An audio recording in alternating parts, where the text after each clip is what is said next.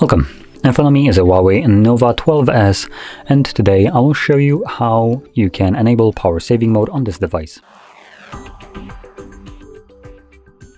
So to get started, pull down your toggles by swiping down from the top right side of the screen like this, and then find the power saving toggle somewhere in here.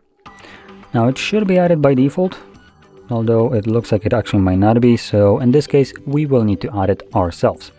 We can do that by clicking right here on this box, and we can then select Edit Switches, and this will show us the switches that are turned off below right here. So we can grab our power saving mode by holding it. It gets lifted. As you can see, the text right here changes to drag here to remove. So I'm going to drag it, drop it, select Done, and now you have access to it. From here, simply tap on it. It gives you this pop-up, save power by disabling features such as Always On Display and AutoSync. Enable, and it's now running. But you can see there is a little leaf icon next to your battery to indicate that right now power saving mode is enabled.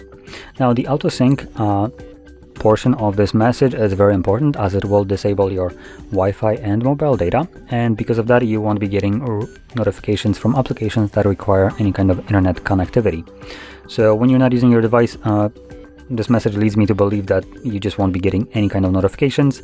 So if you want to get, for instance, email fetching, you will need to open up your mail application and just wait for it to actually look for email and then deliver it to you while you have the application open. I could be wrong, so just know that if you have some kind of problems with notification delivery, this is most likely the power saving mode. Now, once you're done with it, you can find the toggle once more, tap on it once again, and this will revert all the changes.